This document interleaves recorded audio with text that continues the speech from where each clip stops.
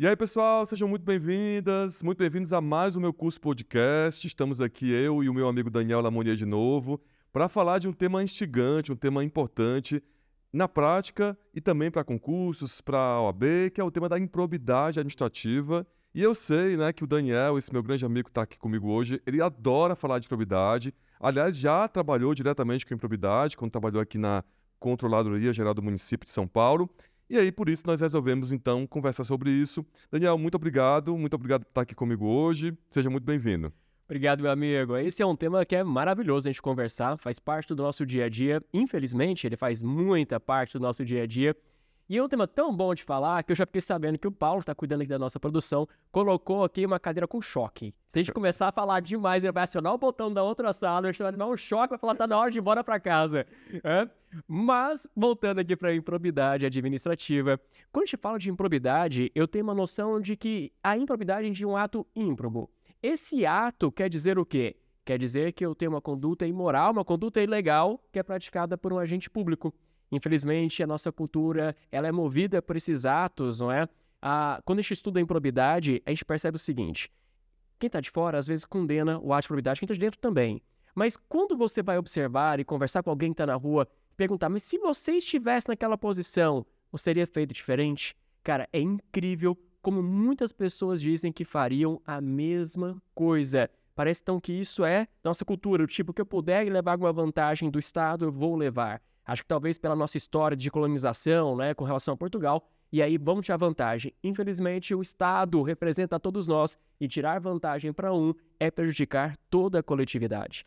Por isso que é tão importante nós destacarmos que é um tema que está muito próximo da gente, muito próximo da nossa realidade, né? Uhum. Não só quando os outros praticam, mas como também, né? Também quando nós, no nosso dia a dia, nos comportamos como tal.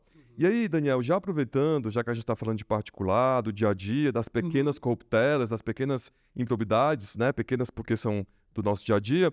Como é que fica a questão do agente público? A gente sabe que quando nós pensamos em improbidade, a primeira noção que vem à cabeça é o agente, o servidor público, o empregado público, o concursado, não é? Como a gente costuma dizer. Mas dentro da sujeição ativa, ou seja, quem pratica improbidade, também nós podemos incluir particulares. Como é que fica a questão do particular envolvido nesses atos? Por exemplo, uma fraude a concurso, uma fraude à licitação, como é que fica isso? Tá. A norma, ela foca muito no agente público, que é quem pratica o ato de improbidade. Então, eu quero condenar esse agente público. Eu vou puxar uma historinha daqui, depois eu já entro na sua resposta direto. Mas para quem atua no controle, mandar embora o servidor público que praticou o ato de improbidade é fácil. Acabou o PAD, né, Marcos? A gente manda embora, já demite ali pelo PAD. Só que, quando a gente vai entrar com a ação de improbidade, a gente quer condenar não só nas demais sanções o agente público, mas a gente quer condenar aquele particular que induziu ou concorreu para a prática do ato. Mas a nossa sensação em órgão de controle é que a gente está enxugando gelo. Por que isso? O servidor te manda embora, só que aquele particular já colocou no risco dele quais eram as sanções que ele poderia sofrer, que não são lá grande coisa, uma multa que ele vai sofrer, um ressarcimento ao erário, e aí depois a gente troca o servidor, entra um novo.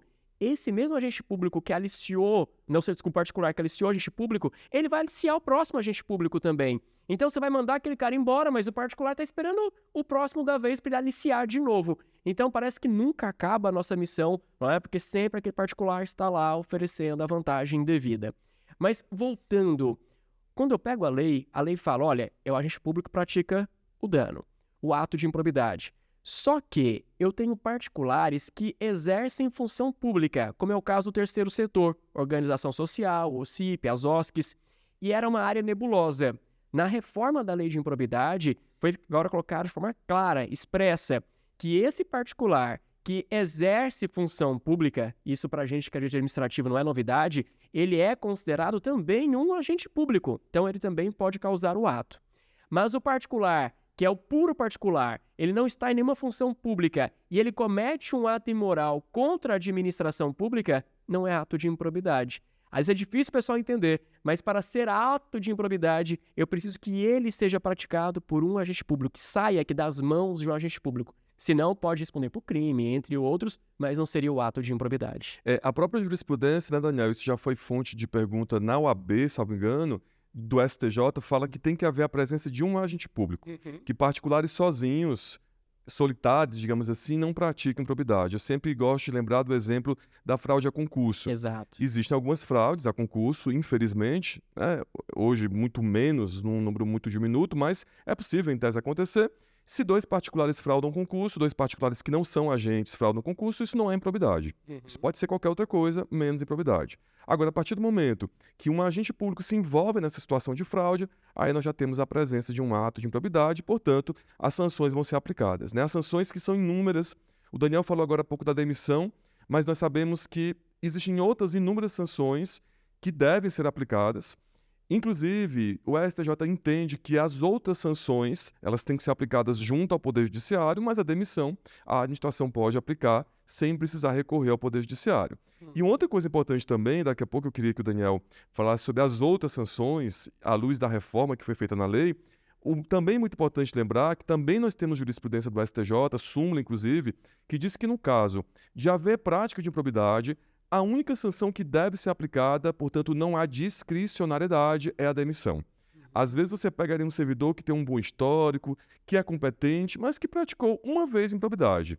E aí, será que ele poderia ser suspenso apenas? Será que ele poderia sofrer uma sanção menos gravosa e, portanto, que evitasse o desligamento dele? A resposta é não, porque para a improbidade só tem uma solução: demissão, perda do cargo. É isso. E aí, Daniel, eu queria que você falasse um pouco sobre as outras sanções e se houve muitas mudanças com relação a elas. Tem uma, aliás, que eu sempre critico, a gente sabe, suspensão dos direitos políticos. E eu queria que você falasse um pouquinho, com a sua experiência, em que contexto nós tivemos a alteração da lei, que por muitas é elogiada, por outras é criticada. Eu sei que você tem alguns elogios, algumas críticas. Eu queria escutar um pouquinho sobre isso de você. Eu já entendi, Marcos. Você quer saber de fofoca, né? Você quer saber ali, o que estava acontecendo no Congresso para fazer aqui essas mudanças todas. Mas o que acontece é o seguinte: a nossa lei é de 92, a 8429. Então, é uma lei que foi criada numa conjuntura e ela foi sendo experimentada. E ao longo desse tempo, nós tivemos excessos cometidos pela própria administração ou pelo Poder Judiciário. O ponto é, nós precisávamos de alguns ajustes? Sim. Em especial, nós precisávamos quanto ao ato de violação a princípios. Porque princípios, e é um tema que você adora, né, dar em sala de aula, ele acaba sendo um pouco mais abstrato, e o que permitia que qualquer situação fosse colocada como violação a princípios. Isso deixava os servidores públicos sempre numa posição de reféns. Então, a ideia era trazer um pouco mais de objetividade para evitar abusos. E o outro ponto era sobre a questão da indisponibilidade de bens. É uma medida de natureza cautelar, que é usada na ação de improbidade administrativa, para bloquear os bens a garantir o ressarcimento ao erário e para garantir também a perda dos bens que foram adquiridos ilicitamente. Só que a jurisprudência foi evoluindo para além do texto legal, permitindo que fosse usada também para a questão de multa, para poder calcular o valor da multa futura, também para o ato de violação a princípios, e aí esses excessos foram mexendo muito, né, com a administração, com os servidores e também na parte da advocacia. Bom, veio então um projeto de lei. Ele foi apresentado por um deputado, a princípio parecia uma de lei que estava querendo corrigir essas falhas. Só que ele surge num contexto, né, do Congresso Nacional de rebote a tudo aquilo que vinha acontecendo, a Operação Lava Jato, entre outras medidas de combate à corrupção. Então você pensa, um parlamento que estava cansado de ser perseguido, né, aquela mania de perseguição, de vitimização, mas nós sabemos como é a conduta de vários parlamentares no Brasil, infelizmente, isso agora é a hora da gente tentar amenizar e nos proteger. Como aconteceu na Itália na Operação Mãos Limpa também. Depois que você vê a parte pesada, né, do controle, depois eles vão usando do Congresso, do Parlamento, para tentar trazer medidas mais suaves para eles. Então, no que veio o projeto de lei, eles começaram a alterar o projeto de lei, com várias emendas. E aí, de repente, tentando enxugar a responsabilização. Primeira delas, o ato de prejuízo ao erário admitia tanto a conduta dolosa como culposa. Tiraram. Agora é só dolo. Então, tudo aquilo que era com culpa já não poderia. E mais, o projeto de lei que foi feito na Câmara, alterado na Câmara dos Deputados, falava o seguinte: olha, os casos anteriores que ainda não foram julgados, não teve o trânsito, que foram baseados em culpa, é para poder parar tudo. Ou seja, tudo que vinha com essas ações, elas iam cair por terra. Depois, nos atos de violação a princípios, ao invés de trazer só mais objetivação, eles criaram um rol taxativo naqueles incisos do artigo 11 da lei, que são poucos incisos. Então nós temos situações como, olha que grave isso, Assédio sexual e assédio moral na administração pública entrava como improbidade por violação a princípios. Princípio da moralidade, princípio da impessoalidade, entre outros. Agora, a gente não consegue mais encaixar e a gente não consegue mais condenar por improbidade o assediador dentro da administração pública porque falaram que o rol é taxativo. Então, houve uma falha ao mudar. Exaustivo. É exaustivo. Então, houve uma falha. Um outro ponto. Aí eles foram olhar para as sanções. Como é que a gente vai se proteger das sanções? Um dos casos mais típicos era sobre a perda da função pública. Sim. A ação de improbidade administrativa, ela leva em média 12 anos. Então, o que acontece? Entre a acusação e até o término da ação, aquele sujeito, agente público, já mudou de cargo. Se era um vereador, se era um secretário municipal da educação, da saúde em si, ele já mudou de cargo quando vinha a condenação. Pela lei anterior, não importa qual cargo ele estivesse, ele ia perder o cargo do momento, porque era conduta imoral, estava sendo condenado. Aí eles mudaram para falar o seguinte, não, você perde apenas se você estiver no mesmo cargo. Então, se você mudou, e é óbvio que a chance de ter mudado é gigantesca ao longo de 12, 14, 15 anos, então se você mudou agora, você não perde mais. Então, causando a proteção. Outro lado, a pena de suspensão dos direitos políticos era aplicada para todos os atos de improbidade. Hoje, a gente não aplica mais essa pena de suspensão para o violação a princípios e nem aplica a perda da função pública para violação a princípios. Então, a gente foi esvaziando a violação a princípios. Então, isso já começou a incomodar. Depois, um outro ponto, as multas abaixaram. Sim. Muito, né, Marcos? As multas abaixaram. Sim. E aí chega um item que é que envolve também a questão da advocacia pública. Você está lá, né, na Procuradoria Fazenda Pública, Fazenda Nacional. O ponto que eu queria levantar era como que a gente cuida de combater a improbidade, sendo que a advocacia pública não podia mais ajuizar a ação? Porque antes era Ministério Público e a advocacia pública, era a pessoa jurídica interessada. Aí, de repente, eles mudam a lei e tiram a PJ. Então, só o Ministério Público, que é quem descobre as coisas só depois. O controle interno descobre antes. Como é que a gente faz? Agora, como é que eu tiro essa fazenda pública? Hoje, a advocacia pública voltou a poder ajuizar a ação ou não? Tem duas alterações que foram feitas na lei que muito me incomodaram. Uma você já citou, que é a suspensão dos direitos políticos. Minha opinião pessoal, com todo respeito a quem pensa em sentido contrário, eu não consigo entender por que os atos que ofendem os princípios não há suspensão para eles dos direitos políticos. Por exemplo. Exato. Então, para mim, não faz sentido.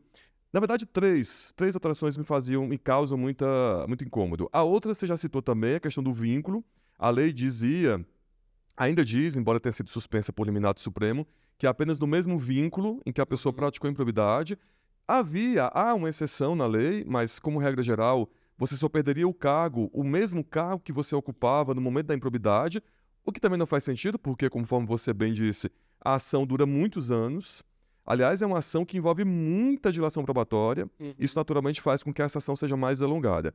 E a última é exatamente essa, a questão da Fazenda Pública ter sido tirada da parte ativa, da legitimidade ativa para a ação de improbidade. Quer dizer, como é que você tira da pessoa que é titular do direito de proteger o interesse público, do dever de proteger o interesse da coletividade, o direito de propor uma ação que tem, dentre outras finalidades, tem a de ressarcir o erário. Só de interromper, Márcio, nesse ponto, tem que foi absurdo, que pela norma seria o seguinte: todas as ações que ainda estivessem em curso, ajuizadas pela advocacia pública, deveriam ser levadas ao crivo do Ministério Público para saber se daria continuidade ou não. Só que até o Ministério Público analisar todas, eu tenho uma prescrição intercorrente correndo, e aí a chance de prescrever tudo no caminho era gigantesca. Então, nenhuma das ações que estavam em curso, que foram propostas pela advocacia pública, poderiam continuar enquanto o MP não sinalizasse e queria que ela continuasse. E ainda mais agora que a lei cuidou, e de forma adequada, de forma salutar, ela cuidou de disciplinar a prescrição intercorrente. Hoje nós temos disposição da lei que diz que quando a interrupção da prescrição se dá, ela volta a correr pela metade. Expressamente está na lei. Então isso, com certeza, tornaria essas ações propostas pela Fazenda inócuas, porque haveria uma demora por parte do MP. O Supremo, corretamente, minha opinião pessoal, suspendeu essa disposição legal e hoje, então, a Fazenda Pública voltou a ter a legitimidade ativa para propor a ação de improbidade. É, de fato, algo muito estranho, você tirar da Fazenda Pública esse direito, essa legitimidade ativa. Em relação à multa, as multas foram reduzidas. Tem digamos assim, uma folga, né? Uma colher de chá, para usar uma expressão vulgar e pouco técnica, que é a possibilidade de duplicar essa multa nos casos em que a situação econômica do réu ela demonstra que aquela multa vai ser insuficiente para reprimir a conduta ou para reprimir a conduta ou para evitar a prática de outras condutas.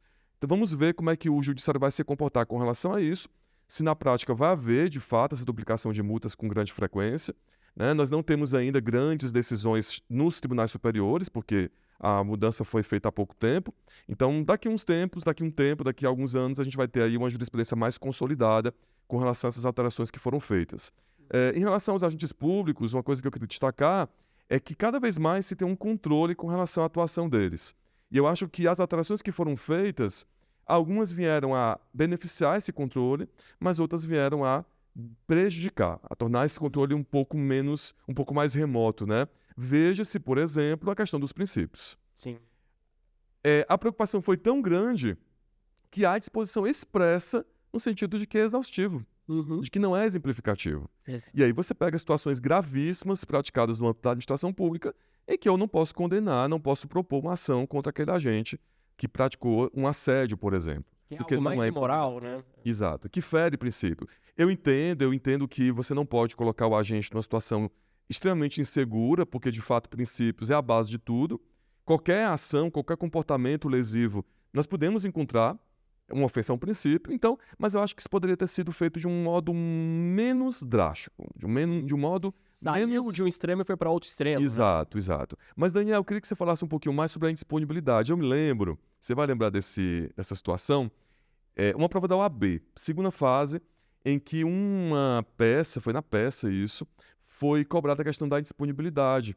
E na época nós discutimos isso longamente, até propusemos que o gabarito fosse alterado, porque já na época a FGV considerou que a indisponibilidade não poderia ser aplicada para alcançar a multa. E aí você falou que com a alteração legal é apenas para ressarcir o erário e para revoltar aos cofres públicos o enriquecimento ilícito, né? Recompor aos cofres públicos o enriquecimento ilícito. Essa questão da indisponibilidade ela foi muito mais detalhada agora, né?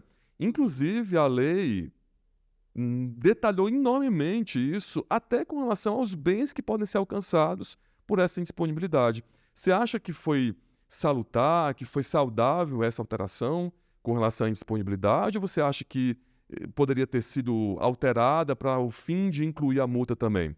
Vou já antecipar minha opinião, para aproveitar que eu estou com a fala. Eu acho que deveria incluir a multa, porque a multa faz parte de uma sanção pedagógica. Quando o agente é multado, ele tem digamos assim, um estímulo a não praticar outros atos. Apenas ressarcir o erário, ok, já é muito importante. Mas quando eu tenho uma multa, eu tenho um caráter pedagógico reforçado.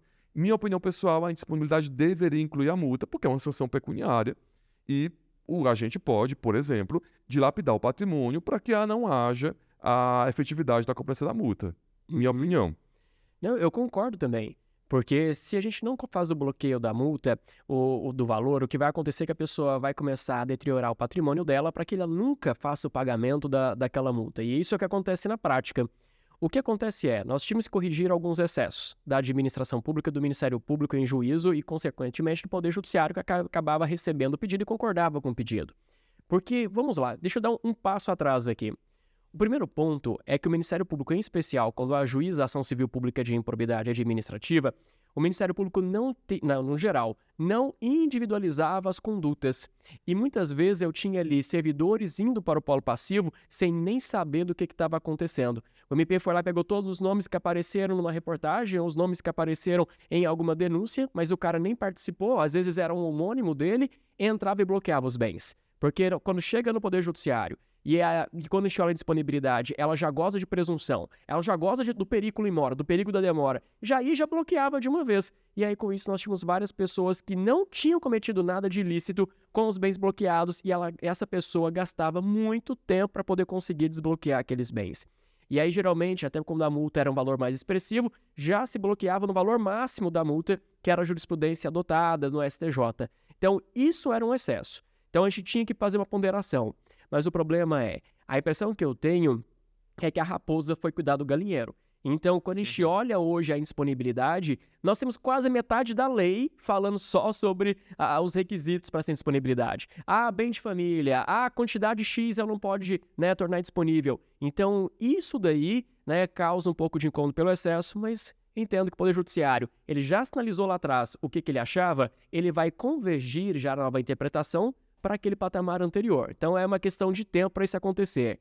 Mas um ponto é, hoje, até pela lei, a lei melhorou nisso. Ela exige que o autor dessa petição inicial, seja o MP, seja a administração pública, que faça a individualização da conduta de cada um dos réus.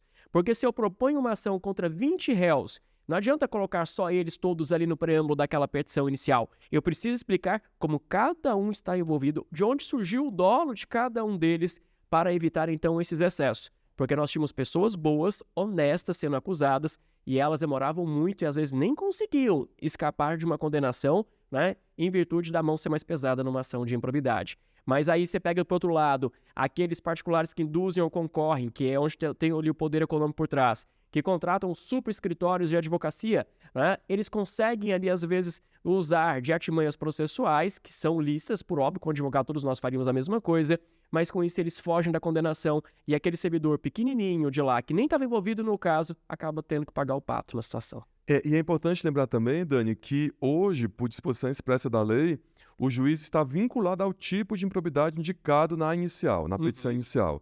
Existe, inclusive, um artigo que diz que se o juiz proferir a sentença condenatória com base num tipo de improbidade diferente daquele tipo que foi indicado pelo MP e agora também pela Fazenda Pública, a decisão é nula, a sentença é nula. E isso vincula, portanto, o juiz. A indicação na petição inicial do tipo, lembrando que nós temos 3 tipos hoje, não é? De ato de improbidade. Tínhamos 3, tínhamos passado para 4, na minha opinião, de forma desnecessária, absurda. Voltamos para 3 agora. E, enfim, o juiz se vincula a esse tipo. Acho que é também uma forma também de dar segurança e evitar que a instituição processual, que a análise do processo se dê de forma atrapalhada. Misturando situações entre agentes diferentes. Eu concordo. Eu acho que foi uma alteração que veio a dar mais garantia. Não sei se é a sua opinião também, a gente não conversou sobre isso, mas eu concordo com essa alteração. Eu acho que foi uma alteração importante. O que acontece? Nós tínhamos que mudar, só que foi aquilo, né? A raposa que no galinheiro acabou excedendo em vários pontos, mas agora o Poder Judiciário, como o STF já em 3, né, liminares que já foram dadas em ações diretas de inconstitucionalidade, já começa a corrigir o prumo. Aqueles excessos começam já a cair e eu acho que nós vamos voltar para o controle que seria o esperado. Mas ainda bem que o STF teve essa posição, a gente não sabe ainda se essas decisões em cautelar nas ADIs vão permanecer, espero que elas possam permanecer, porque a gente consegue ter um controle maior, uma moralidade maior. No Brasil, se não tiver uma repressão dura para os atos de improbidade, as pessoas entendem que aquilo é um convite para continuar a praticar esses atos, infelizmente. Então, ou a gente vai com força e muda isso, ou a gente vai continuar a conviver com os atos de improbidade administrativa, geração após geração. E um detalhe importante, para quem atua em órgão de controle, muitas vezes a gente fica preocupado em discutir sobre partidos políticos, discutir sobre direita, esquerda, enfim. Sabe o que a gente percebe lá dentro do controle? Quem pratica a improbidade é o ser humano. Não importa a ideologia que ele tenta vender lá fora. O ser humano, ele acaba praticando atos corruptos, atos desonestos, atos de improbidade. Então, quanto mais cedo a gente deixar de pensar em ideologias partidárias e atuar para uma administração pública mais técnica, mais honesta, mais justa, mais rápido a gente chega lá. Enquanto a gente vai discutindo sobre essa parte de espuma, sobre a questão mesmo ideológica de partidos políticos, nós estamos enxugando o gelo e não estamos atacando o crivo, né, dessa questão, que é uma questão cultural nossa, uma questão, né, de como a gente vê a administração pública. O Estado pertence a nós. Então, se eu tenho essa caneca que ela me pertence, eu não quero que ela quebre. E a gente tem que fazer isso também na administração pública. Perfeito, Daniel, muito bom. Para finalizar, porque se nós não Tô tomando choque já, viu? Se nós não nos cortarmos, a gente passa 3 horas de podcast. Em relação à prescrição, a prescrição também sofreu alteração. Nós tínhamos antes uma prescrição de 5 anos, agora nós temos uma prescrição de 8 anos. Então, quando a gente analisa assim, só do ponto de vista temporal, matemático, fica parecendo que houve uma melhoria aí, né? Fica parecendo que foi melhor para o interesse público de largar esse prazo de 5 para 8 anos. Mas será, Daniel, que realmente foi boa a alteração? Ou será que tem alguma coisa aí que foi alterada que não tornou tão benéfica essa alteração? A princípio parece boa, né? 8 anos, em muitos casos ficou legal. Mas vamos lá, antes o artigo 23 colocava que o prazo era de 5 anos. Mas se eu estou diante de um gestor público, como por exemplo, quem é um secretário, quem é um prefeito, quem é um governador, ou quem está em um cargo em comissão, a contagem desse prazo de 5 anos só iria se iniciar quando deixasse o cargo. Isso é importante porque eu tenho prefeitos e gestores públicos que eles controlam as informações internas, não tem um controle interno que tenha liberdade, o compliance com liberdade é apenas fantasioso. Essas informações que acontecem de errado, elas não chegam ao Ministério Público de pronto, muitas vezes só depois que o sujeito sai do poder é que a gente começa a investigar e vai descobrir. Só que você imagina, o cara cometeu isso no primeiro mandato dele, primeiro ano do mandato, ele foi candidato à reeleição e venceu. Ele já ficou então ali 8 anos no poder. Quando ele sai, que a gente começa a investigar, eu teria às vezes alguns meses só para poder conseguir instaurar o processo, suspender a prescrição ou propor ação. É muito curto esse prazo. Então, no geral, quando a gente está atacando esses agentes políticos, e foram eles mesmos que fizeram a alteração da norma, eles serão os maiores beneficiados. E quem é que é prejudicado, às vezes, com um tempo maior? É o servidor público. Então, o agente político é beneficiado. E aí a gente tem um outro problema. Precisávamos, sim, de ter um prazo de prescrição intercorrente. Mas se eu penso que a ação ela dura em média 12 anos, e eu coloco para cada ato 4 anos para terminação ou da prescrição, o risco de termos aqui prescrição em massa intercorrente é gigantesca. Sim, perfeito. E com relação à prescrição ainda, Dani, a questão do termo inicial de contagem. Antes, fora os agentes políticos, ocupantes de cargo em comissão, os ocupantes de cargo efetivo se contava da descoberta da conduta. Hoje, por disposição expressa do artigo 23, esse prazo de 8 anos se começa a contar da conduta em si. Ou seja, antes a administração tinha um fôlego, ela poderia passar ali um tempo observando o servidor e em algum momento flagrar o ato de improbidade. O prazo começaria a contar da descoberta. Hoje, da prática do ato. Então, parece que foi bom quando a gente olha de 5 para 8, poxa, 8 anos, não é? Mas, conforme as considerações do Daniel e agora essa questão do termo inicial de contagem, a gente vê que a alteração não foi assim tão favorável para o interesse público. Daniel, eu acho que é isso, né? Tá ótimo, né, Bruno? Vamos deixar outros temas para outros podcasts. Se você gostou, curte, comenta e sugere outros temas dentro desse podcast ou outros temas de outras aulas, de outros assuntos. Enfim, a gente está à disposição aqui, sempre à disposição para gravar outros podcasts. É um prazer, Daniel, também com o Sávio, com toda a equipe aqui do meu curso. Vamos fazer bastante podcast para movimentar esse conhecimento, para não deixar ele concentrado só dentro do curso, não é? Para que a gente possa ir romper as fronteiras aqui do meu curso. Daniel, muito obrigado pela sua participação, muito obrigado por estar sempre presente, essa parceria, essa amizade acima de tudo. É isso. Muito obrigado, meu amigo, obrigado para todo mundo que está assistindo. E vocês, o que vocês pensam sobre as mudanças na norma de improbidade? Deixe aí no comentário, quero ler depois sobre o que vocês estão pensando, o que poderia ser melhor aplicado, como é que a gente pode melhorar no Brasil o combate à corrupção, melhorar aqui essa parte da honestidade, né, da eficiência na administração pública. Obrigado, meu amigo, por mais esse podcast. Logo, logo a gente tá junto. Um beijo para vocês. Tchau, tchau.